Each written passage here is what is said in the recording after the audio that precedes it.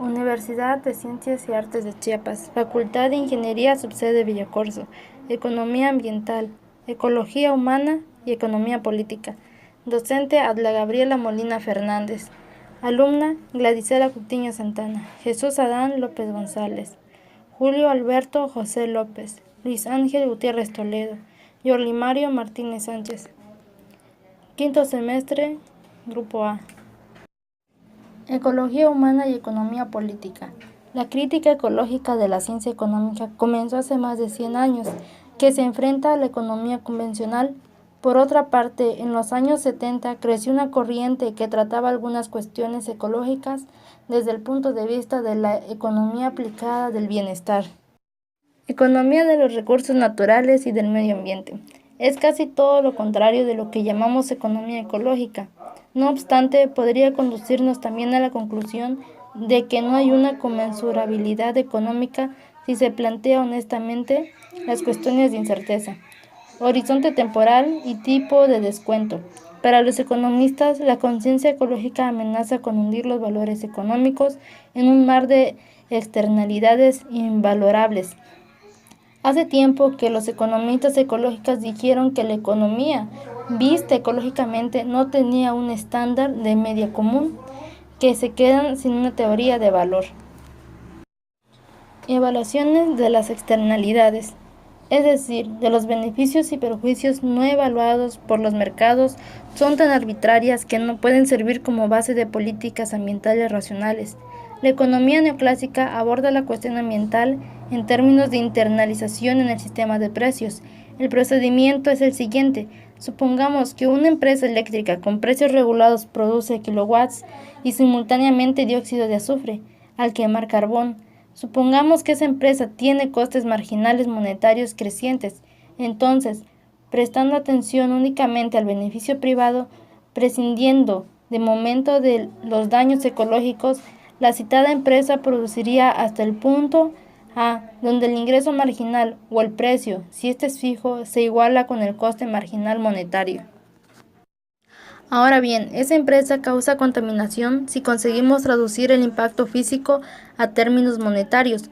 Podemos entonces dibujar en el mismo gráfico una curva de coste marginal ecológico, expresado en dinero, y así concluir que la producción socialmente óptima OA será inferior a la que maximiza el beneficio privado. Ese óptimo social puede lograrse mediante impuestos, mediante un mercado de licencias de contaminación o mediante el acuerdo privado entre contaminador y contaminados. Una vez establecido un título jurídico sobre el ambiente, sin embargo, a nadie se le escapa que traducir los daños físicos futuros e inciertos en pesetas actuales no es tarea fácil. Calentamiento global. Es utilizado ahora por el Club de Roma y por algunos grupos industriales y financieros como un argumento a favor de la energía nuclear. Estos valores dependen estrechamente de los tipos de descuento elegidos arbitrariamente. Existen además subproductos de la energía nuclear, como es el caso del plutonio, que no sabemos si evaluar positivas o negativamente.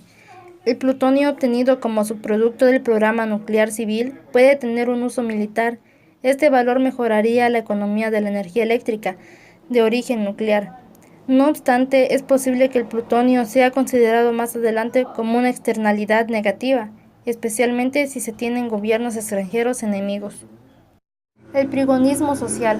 Según los economistas ecológicos de hoy y de hace años, la economía no se tiene que ver como una corriente circular o espiral de valor de intercambio, una especie de carrusel que da vueltas y vueltas entre productores y consumidores, sino más bien como un flujo de antrópico de energía y materiales de dirección única. Ecosocialismo. El ecosocialismo es una doctrina política surgida a finales del siglo XX, que integra las ideas del socialismo y las del ecologismo. Los ecosocialistas piensan que el capitalismo es un sistema inherente, dañino, tanto para la sociedad como para el medio ambiente. A menudo se denomina rojiverdes a las personas que profesan la ideología ecosocialista, pues defienden unas políticas verdes desde una óptica claramente postcapitalista, muy frecuente, inspirada por el marxismo. Se desmarcan de la mecánica, de la economía, neoclásica de una manera más firme que otros verdes y apoyan con más vehemencia la justicia social como la primera meta de la política, viéndola como una llave hacia otros objetivos. La historia ecológica y el final de la historia. El nacimiento de esta nueva historiografía socioecológica nos lleva a la discusión del tema más bien periodístico del final de la historia, discusión motivada por el final de la Guerra Fría y el triunfo de las economías de mercado sobre la planificación burocrática y la dictadura de partidos de funcionarios autodenominados comunistas, que no creían para nada en la igualdad y en la libertad. La doctrina del final de la historia se opone a una visión de estas como lucha de clase, que finalmente podría quizás llevar a la victoria de los oprimidos. Víctimas de esa doctrina son, pues no solamente los partidos autodenominados comunistas, sino que el mismo marxismo. Por más que Marx soñase la desaparición eventual del Estado y una distribución de la producción de acuerdo con las necesidades y no con los privilegios funcionales, desde un punto de vista ecológico, la doctrina del final de la historia es un simplismo particularmente inservible. No solamente resulta difícil creer en el final de la especie, incluso dentro del terreno muy limitado de la propia ecología de los humanos y en periodo de tiempo relativamente corto. Inconmensurabilidad, mercado y economía planificada. La espléndida cruzada antiburocrática y democrática en Europa del Este y la Unión Soviética no tendría que conducir a la glorificación de la solución del mercado para los problemas ecológicos, ya que el mercado no puede calcular los daños actuales de esa clase y de ninguna manera los daños ecológicos futuros. El poner un valor monetario y aplicar un tipo de descuentos a utilidades y desutilidades futuras para expresar su valor actual capitalizado puede darnos un cálculo monetario preciso, pero no nos ahorra el dilema de la elección ni el hecho que pongamos en peligro la salud humana y la supervivencia. ¿Puede haber una racionalidad puramente ecológica? Actualmente, el concepto de moda es el de desarrollo sostenible. El concepto de capacidad de sostenimiento o de carga hace referencia en ecología a la máxima población de una especie que puede mantenerse indefinidamente dentro del territorio en cuestión sin dañar la base de recursos. Ahora más bien se trata de discutir si un concepto ecológico, como el de la capacidad de sostenimiento de un territorio, nos permite avanzar hacia las decisiones, los asuntos humanos en función de una racionalidad ecológica y no económica. Propósito de la economía ambiental. Propósito de la economía ambiental. La economía ambiental estudia habitualmente dos cuestiones: el problema de las externalidades, la asignación intergeneracional óptima de los recursos agotables. En relación con la primera cuestión, consideramos básica la lectura de Piaget, Cousset y Michel. Con respecto a la segunda cuestión, nos parece imprescindible la lectura de Solow. Piaget conduce a los economistas a tres opciones posibles cuyos resultados no parecen deseables. Estas tres opciones son: a que las empresas que contaminen respondan por los perjuicios ocasionados, que la empresa pague un impuesto en función de los daños ocasionados, que se aparte a la fábrica de los distritos residenciales. Sin embargo, estas tres opciones se alejan bastante de la propuesta de Piaget, entre otras cosas porque el mismo Piaget ni siquiera las desarrolla, algo que incluso reconoce Cousset. El principal problema consiste en la lectura tan parcial que se ha hecho de Piaget, centrando exclusivamente la crítica a este autor en la sugerencia según la cual una manera, pero no la única, de corregir las externalidades consiste en que cuando no existen relaciones contractuales entre el causante y los afectados por la externalidad. Para ilustrar este apartado diremos las condiciones de Hotelling. El precio de la unidad de un recurso natural agotable debe estar formado por su coste marginal de extracción, más el coste de oportunidades o renta de escasez que se derivan de la imposibilidad física de volver a extraer la unidad del recurso ya que se extrajo. Sobre el problema de la valoración monetaria de los efectos ambientales. Una de las cuestiones actualmente más de moda es la de la valoración monetaria de los beneficios y costes ambientales. Reducción del campo de lo económico por parte de la economía neoclásica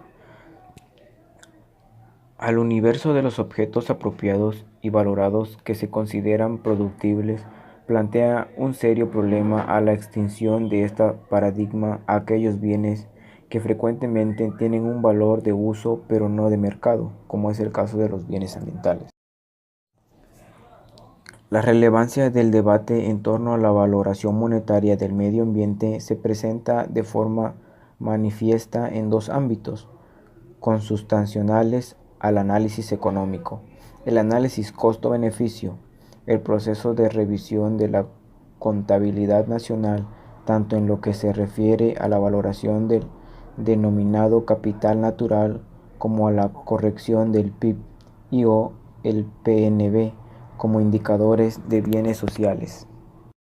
Las nociones biofísicas fundamentales sobre las que se articula la economía ecológica son tres. La primera consiste en el reconocimiento de la verdad elemental que se expresa la primera ley de la termodinámica, según la cual la materia y la energía no se crea ni se destruye, sino que solo se transforma. La segunda es la ley de la entropía o segunda ley de la termodinámica, ciencia que, en palabra de Georges Roegen, 1971, es precisamente una física con valor económico. La tercera noción presenta una doble vertiente. La primera de ellas se refiere a la imposibilidad de generar más residuos de los que puede tolerar la capacidad de asimilación de los ecosistemas, apenas de destrucción de los mismos y de la vida humana. La segunda advierte de la imposibilidad de extraer de los sistemas biológicos más de los que se puede considerar como su rendimiento sostenible o renovable.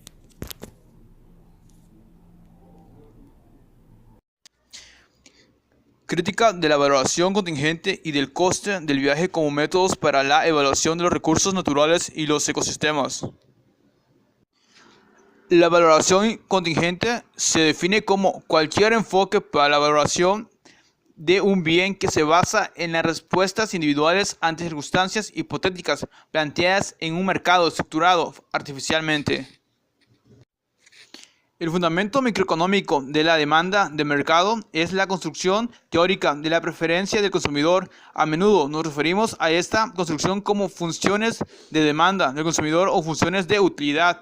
La noción de utilidad desarrolla axiomas que representan cómo los consumidores ordenan los bienes en un sistema del mercado.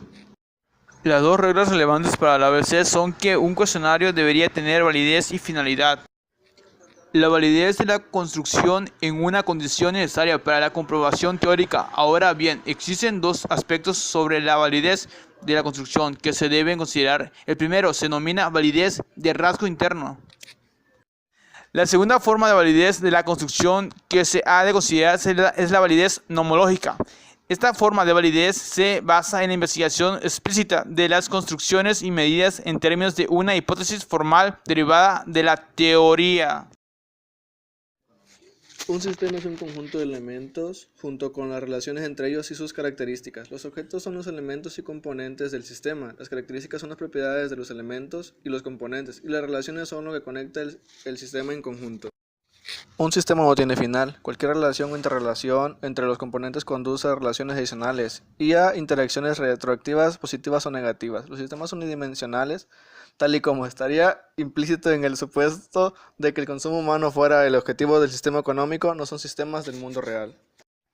Todos los sistemas del mundo real son sistemas abiertos, y todos los sistemas abiertos son sistemas de no equilibrio. Los sistemas abiertos son aquellos con un flujo continuo de energía, información o material del ambiente al sistema y viceversa.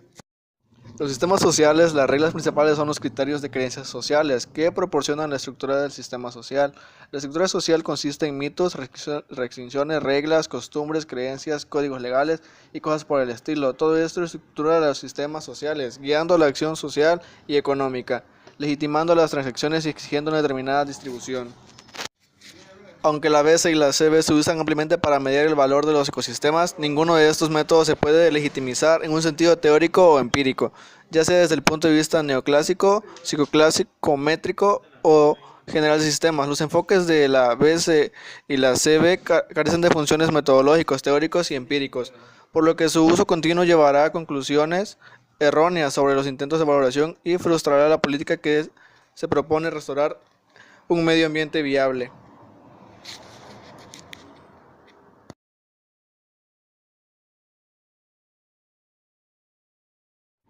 Los costes sociales del crecimiento económico. La razón por la que se ha de cambiar nuestro actual sistema industrial perjudicial para el medio ambiente por otro ecológicamente menos nocivo que se pueda plantear tanto desde el campo económico como desde el ecológico y social. La inadecuación de las actuales medidas de crecimiento desde un punto de vista ecológico. El concepto de crecimiento económico, generalmente utilizado en el mundo empresarial y en el de la política, se desarrolló entre 1930 y 1950 y se basa en el Producto Nacional Bruto. En aquella época no se consideraba que el impacto de las actividades en el medio ambiente fuese un problema, como hoy en día, que padecemos un gran problema por las industrias. El primero es que el crecimiento económico se mide en bienes e ingresos, pasando por un alto efecto que esto produce en el medio ambiente, ni se tiene en cuenta la reducción del stock de recursos naturales, energía, materia prima, agua, aire y tierra, ni se registran en la contabilidad económica los efectos destructivos de los residuos y contaminantes que estos provocan hacia el medio ambiente. Durante los años 50 y 60, las interpretaciones del desarrollo comercial y económico no tuvieron en cuenta los efectos del crecimiento exponencial de los flujos como son la producción, el consumo, las materias primas, la energía y los residuos industriales, en son totales como la naturaleza y las personas. Pasaron por alto el hecho de o término los propios flujos dependían del mantenimiento continuo de dicho stock. El problema con el Producto Nacional Bruto es que en esta medida se suman, aunque incompletamente, tres categorías muy diferentes: las condiciones, los stock, la cantidad de material utilizado, el flujo de agotamiento y contaminación, los residuos producidos por stock. Estas tres categorías deberían establecer en tres cuentas diferentes. Una cuenta de beneficios incluye los recursos, contaminación y utilidad de trabajo. Una cuenta de capital que incluyan capital natural. No tiene sentido sumar costes, beneficios y aumento de stock de capital. Según Dalí, es importante establecer una diferenciación en las cuentas económicas en esta línea, ya que cada categoría incluida en el Producto Nacional Bruto debería recibir instrucciones distintas. Los stocks deberían ser mantenidos, la cantidad de materiales utilizados minimizada y de los servicios maximizados a partir de un nivel de stock suficiente, ecológicamente sostenible. Lo que hace falta es una forma de empresariales en muchos campos no económicos y que puedan anticipar la vía por la que estos efectos, por su lado, impactarán finalmente al sistema económico, afectando a las condiciones económicas del futuro. La necesidad de adoptar un criterio nuevo y diferenciado para la medición de coste y beneficios sociales puesto que una característica fundamental del Producto Nacional Bruto convencional es la de incluir una contabilidad de coste positivo cuyo significado real es negativo. Queda claro que la medida tradicional de crecimiento económico es inadecuada como indicador sustantivo del resultado de la política económica. Quizás la perspectiva del futuro más razonable se podría describir de forma más apropiada como desarrollo diferenciado. Dicho concepto está abierto a procesos tanto de crecimiento como de contracción, dependiendo de los sectores. Estos procesos serían consecuencia de las metas sustantivas de un desarrollo económico sólido, ecológica y socialmente, en lugar de ser el resultado de una política de crecimiento no selectivo, orientada a conseguir beneficios. La aproximación que aquí se presenta se podría entender como un intento de restablecer el concepto de excedente en una forma mejor adaptada a los problemas ecológicos sociales actuales. Dicha aproximación plantea varias cuestiones importantes. ¿Cuál es el excedente de producción de la economía tras descontar los costes sociales de producción, es decir, los gastos compensatorios al Producto Nacional Bruto? Los costes de crecimiento industrial. Los costes de producción no son solo los correspondientes al consumo actual de recursos valorados según los precios fijados por el mercado y así incluidos en el sistema de contabilidad, sino también las cargas económicas y de otro tipo causadas por las actividades de producción. Los costes derivados de estas consecuencias negativas de la producción forman parte de la hoja de balance de costes y beneficios económicos. El daño medioambiental generado por procesos de producción puede ocasionar consecuencias negativas considerables para los seres humanos, la naturaleza y la sociedad. Tal es el caso del calentamiento global, que es una gran consecuencia provocando un aumento en la temperatura del planeta Tierra. En principio de una lógica global, para la sociedad en conjunto, se puede conseguir solo en el contexto de una política que tiene en cuenta todas las diversas categorías de coste social. Por difícil que sea lograr dicho objetivo, debería estar claro que no existe otra alternativa para el futuro, dada la acumulación de daño causado hasta la fecha, ocasionada por la inadecuada consideración de las consecuencias de la actividad económica. Como primera aproximación a una estructura, subdividimos los costes sociales de producción y consumo en 4 categorías. Gastos compensatorios, coste económico de las pensiones y de los seguros de enfermedad, daños causados a la propiedad y pérdida de capacidades productivas humanas por incapacidad que se pueda valorar en términos económicos, daños reales, parcialmente intangibles y no cuantificables sufridos por los individuos, el medio ambiente natural, las obras de arte, etc. Los costes compensatorios son las necesidades lamentables cuyo propósito es a compensar por los daños pasados sobre el medio ambiente o de otro tipo o evitar que ocurra en el futuro. También se le puede definir como coste de reparación de daño incluido en el Producto Nacional Bruto.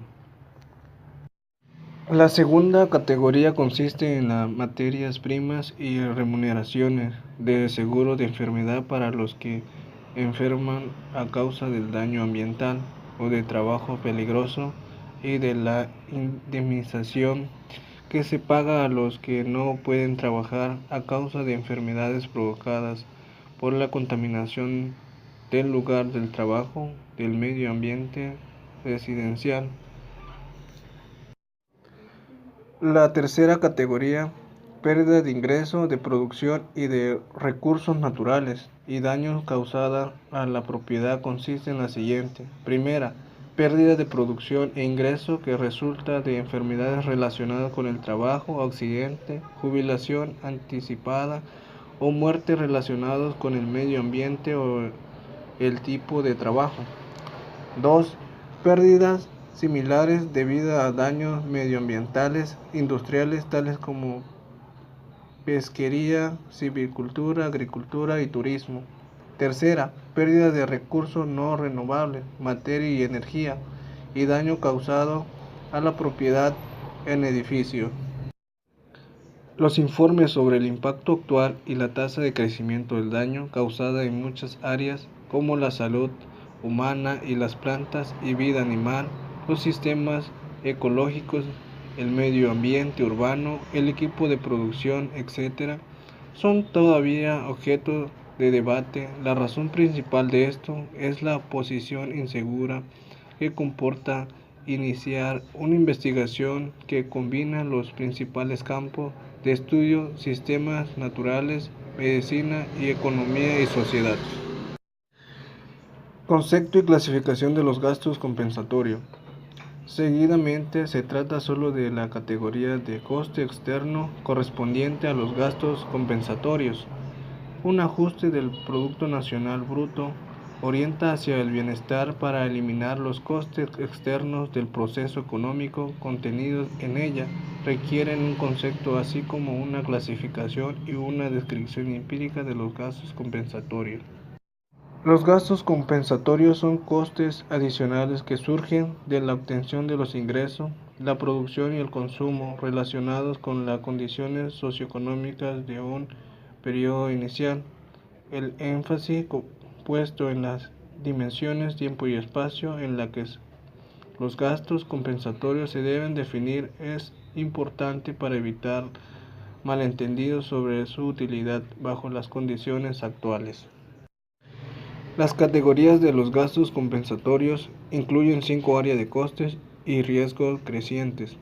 En primer lugar, los costes externos del proceso general de crecimiento, de producción y de consumo aumenta debido a la inversión en los gastos corrientes de producción ambiental, tanto de la industria manufacturera como del gobierno, y debido a los gastos en investigación y desarrollo ambiental. También aumenta gastos como la indemnización por daños y perjuicios causados por los contaminantes ambientales. En segundo lugar, los costes externos de la concentración espacial, la centralización de la producción y la urbanización asociada aumenta por lo creciente coste de desplazarse al trabajo, uso de coche, accidente. En tercer lugar, los riesgos crecientes generados por la maduración del sistema industrial aumentan los gastos de protección contra la creciente criminalidad y la creciente inseguridad en la zona urbana. En cuarto lugar, los gastos externos de transporte en coche, no incluidos en otros lados, aumenta por la necesidad de proporcionar tratamiento médico y rehabilitación a las personas heridas, reparación o reposición de vehículos averiados, y para cubrir los costes de medidas y equipo de reducción de las emisiones. En quinto lugar, los costes que provienen del consumo y pautas de comportamiento poco saludables y los que provienen de las malas condiciones de trabajo y de vida aumentan por los costes generados por el tabaco, la nutrición inadecuada, el excesivo consumo de alcohol.